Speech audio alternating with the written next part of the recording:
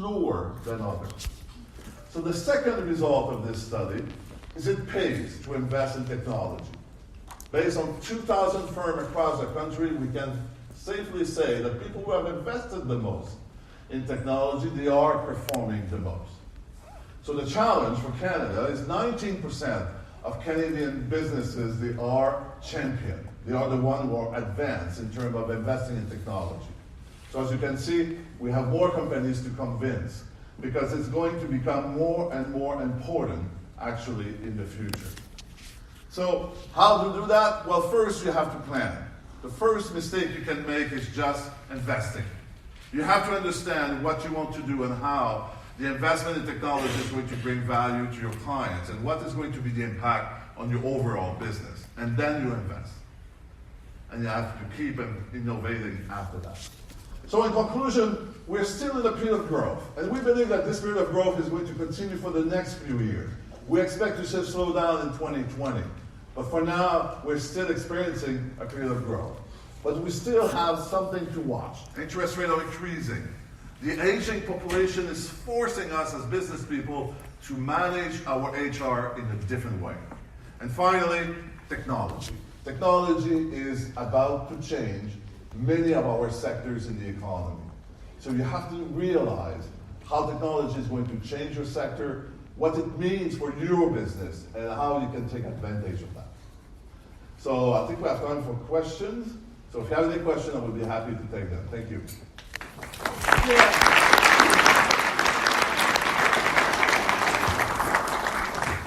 Certainly, again, giving us lots to think about. And do we have any questions in the audience? And Mr. Cleroux, there you go. Thank you very much. Just quick, could you indicate how in Canada we measure the unemployment or the employment rate? The unemployment rate is the number of people who are looking for a job on the labor force. The labor force is defined as people between 15 years old and 65, and people who are available to work. And of those people who are not employed, that's the unemployment rate. So the unemployment rate has been going down in Canada for two reasons. The economy is performing well, but also our labor force is shrinking. So it's easier now to have a lower unemployment rate. So actually, almost in every part of the country, we have a low unemployment rate. That's the case in Ontario, Quebec, BC. Alberta is a bit higher because the oil price went down a few years ago. But in the biggest part of the country, we have the lowest unemployment rate we have seen for a long time. Does it answer your question? In a recent news on CBC, they were talking about the oil prices dropping dramatically for out west, and talked about also that oil is a huge generator of revenue for Canada. You didn't address that in your talk, and I wondered, would you have anything to add to that? Well, it's true. The world price of oil has been increasing, and this is helping many countries. In Canada, it's a bit different. The Canadian price is still very low. Actually, the gap between the world price and the Canadian price has never been as big. The reason is it's an infrastructure problem. We are right now producing more oil than we have pipeline to get it out. So what they are doing is they're using train, which is much more expensive and not as safer than pipelines. So that's the reason there's a number of pipeline projects that has been postponed, and that's the reason why the Canadian price is much lower. So as these pipeline projects are realized, if they are, the price should move up. But the biggest issue now is we're producing more than the transportation infrastructure we have. That's the reason why the Canadian price is low. And that's the reason why the Alberta economy is not performing so well. So they're still producing oil, but the fact of the pipeline is really slowing down new investment for the future. I agree with an awful lot of what you said there. You talked about technology and the effects of technology, and also the centralized banking system around interest rates. blockchain. Have you really taken into account that as part of your? Blockchain remains very small in the overall economy. I know we talk a lot about it, but in terms of the number of transactions, this is very, very, very small. The question is blockchain going to become like one of the important currency? Not specifically Bitcoin, but rather blockchain in general, from Overall, from logistics, from supply management, from all of those issues. yeah. Well, if you don't talk about the currency, if you talk more about the system that can help, I think it's going to evaluate and change. But we're still at the very beginning of it. But the way I see it, it's a technology that will facilitate the growth in some industries. Some industries, the industries who need the tracking will be helped by the blockchain. But we are still at the beginning of that. So I see it as one of the technologies, just like the other technologies of how the technology can help companies to perform better. That's the case of AI, that's the case of digital technology. And blockchain, I would say that's one of the cases as well. I don't see it as it's one of the many technology that is really changing the world right now. I just wanted to ask, given the very low unemployment rates, what is your view on why wage rates are not rising? That's a very good question, actually. And economists have frankly, we don't understand why. And why salary is not increasing. Typically, when you have low unemployment rate, you should see salary increasing. This is not so much the case right now. Like salary increase is a bit higher than a few years ago, but it's still very low. So there's a lot of studies that have been made to try to understand why. Few reasons. First, it could be that it's lagging and salary increase is actually coming. So that's one explanation. Another one is the unions are not as strong as they used to. You know, remember 10 years ago, 15 years ago, when we had a very strong manufacturing sector with very strong union, they would fight for salary increase. Well, the manufacturing sector in Canada is not the same, and unions have lost most of their power. So that's another explanation. Technology is another one. Technology has replaced a lot of workers. So even if the unemployment rate is low, technology brings in efficiency, and that keeps salary a bit lower. So we're not sure exactly. This is a new phenomenon that we haven't seen in the past. My best bet is it's lagging. And I think we will see in the next 5 years salary increase because we're not going to find more people.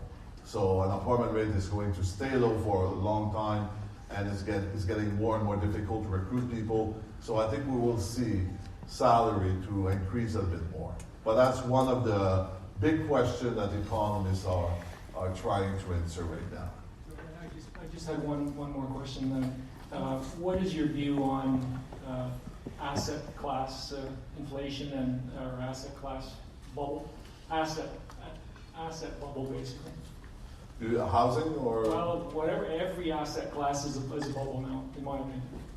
Yeah. There's no doubt that the housing market is high. What we are seeing now is a slowdown definitely in terms of sales and in terms of price. That's the case in Ontario and BC. It's not so much the case in the rest of the country, but the increase has not been the same. So basically what we are seeing in the two hottest market, Vancouver and Toronto, over the last 12 months, these assets has really slowing down. In the rest of the economy, we see that the transaction in terms of businesses has been much higher than in the past, but it's still quite reasonable in Canada compared to the US, for example. So I'm not sure that our market is that over-evaluated. It definitely is in the US, and usually it's a sign of a slowdown. So that's another reason why we believe the economy in the US is about to slow down. But in Canada, we haven't seen assets to be inflated as much as in the US. Hi, is Karina Smith-Gatke, and I'm a mortgage broker, and I'm a mortgage broker in this area. One of the questions I have for you is in regards to the Canadian debt, household debt. So we've seen in our industry large changes in regards to qualification rates and what the government sees sort of saving us from ourselves. What's concerning to me as a broker and as a resident of Canada, Ontario locally, is there's no regulation when it comes to financing for vehicles or credit cards, or you can basically go online and apply for something and have a $20,000 credit card with no income verification as long as your credit score is good. Same thing goes for a car loan, and I apologize if there's any car people in the room. It's just we've been the whipping boy for the last little while, and in our particular industry. So my question is, do you see any political will in regards to limiting what people can afford when it comes to cars and household debt? Because to me, the direct result of that isn't because people can refinance their homes. It's because you can walk into a car dealership and walk out with a $1,000 a month payment with no income qualification. Yeah. That's a very good question. I have a kind of a funny story. A few years ago, we did a report at BDC on consumer trends. And when the president read it, because every time we produce a report, the president read it before we put it out, he called me and he said there's a mistake in your report, because we said that the average length of a car loans in Canada is 72 months. So my president at that time was an older gentleman, and he said, this is wrong, this is impossible. And I said, frankly, I didn't do the analysis, I will check. And when I checked, it's actually the right number. So 72, like the average loan car is 72 months. So you're perfectly right to your point that it's getting very high. Having said that, the most of the debt in Canada is mortgages. And that's the reason why government has focused on that. Which is a good news in a way. It's because people just spend money to spend money. They spend money because on their house. And housing price has been increasing, so our debt has been increasing. Actually, it's very interesting if you compare the debt ratio by province, it's directly correlated with the price of housing. So the highest debt ratio in Canada is BC. So to say all this is, that's the reason why the Canadian government is focusing on housing, is the biggest part. I haven't heard any discussion that they are going to have a regulation about other type of credit. What we are saying now is these type of credits are slowing down because interest rates are increasing. But I don't think, to be honest, I don't think it's on their radar. I don't think they are going to do anything, because the biggest part is housing. It's worrisome, but at the same time, the job market is so good. As long as you have a job, you can pay your mortgage, so we're not too worried about it. But there's no doubt that our debt ratio is high. And for the first time in our history, it's actually higher than in the US. We used to be more conservative than Americans. Now, for some reason, we're more wild. Our debt ratio is higher. So,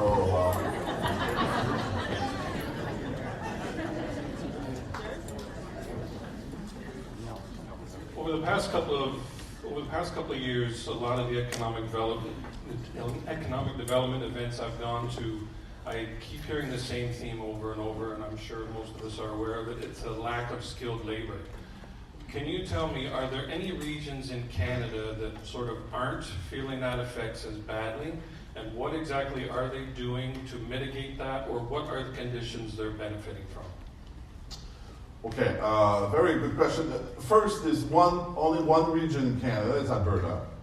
And the reason is the economy has been slowing down, so they don't have an acute problem in terms of recruiting people, but it's, I would say, temporary.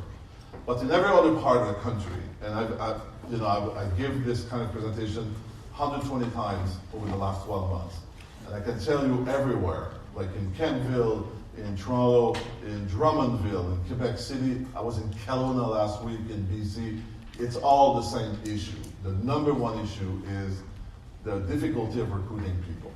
So having said that, companies who are doing better, they do a couple of things. First, they